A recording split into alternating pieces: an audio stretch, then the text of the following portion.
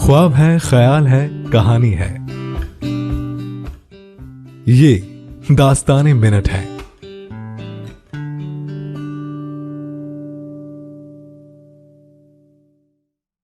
जिस तरह की आपकी सोच होगी वैसी ही चीजें आपके सामने आएंगी, वैसी ही आपको वो चीजें बनती नजर आएंगी। नमस्कार, मेरा नाम है दीपक। दिन भर मीडिया नेटवर्क में आपका स्वागत है। दास्ताने मिनट आपके लिए लेकर आया हूं, जहां कुछ प्रेरणादायक कहानी मैं आपके लिए लेकर आता हूं। आज एक कहानी ऐसी ही है, ऐसी ही सोच की, कि जिस तरह की आपकी सोच होगी उसी तरह के इंसान आपको मिलेंगे और उसी तरह के जवाब उनसे आपको सुनने को मिलेंगे। एक बार की बात है, एक शख्स अपने गांव को छोड़कर किसी दूसरे गांव में आया और दूसरे गांव का जो एक बूढ़ा इंसान था, वो शख्स था, वो उससे मिला।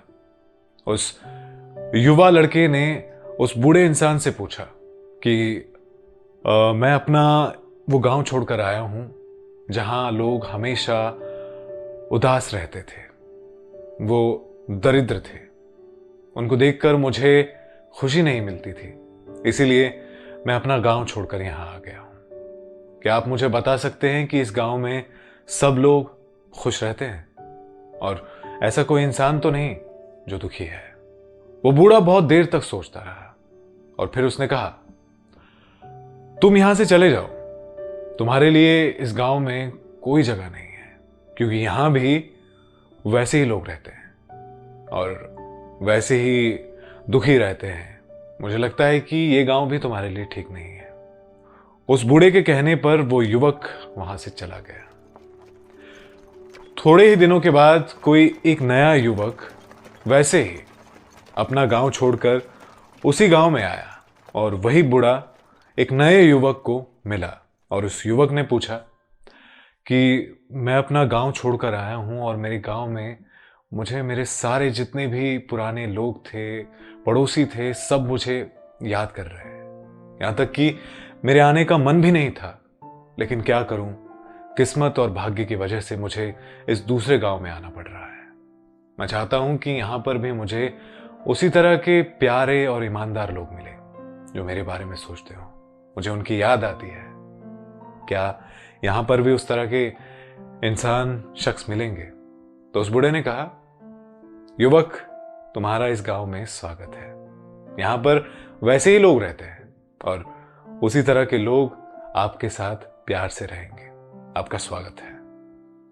तो दोस्तों, इस कहानी से यह सीखने को मिलता है कि हम जिस तरह की खुशी और जिस तरह की उदासी लेकर दूसरों के सामने आते हैं, वही चीजें हमें बदले में मिलती है।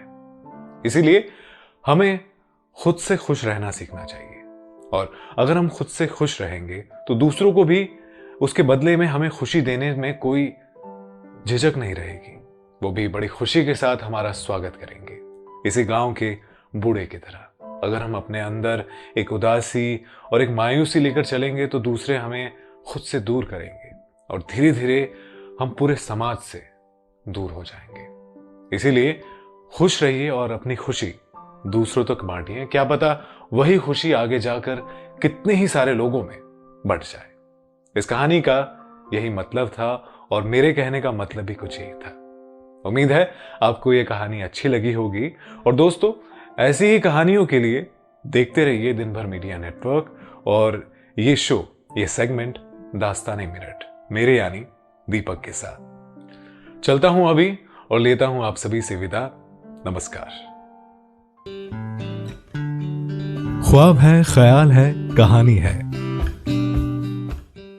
ये दास्ताने मिनट है।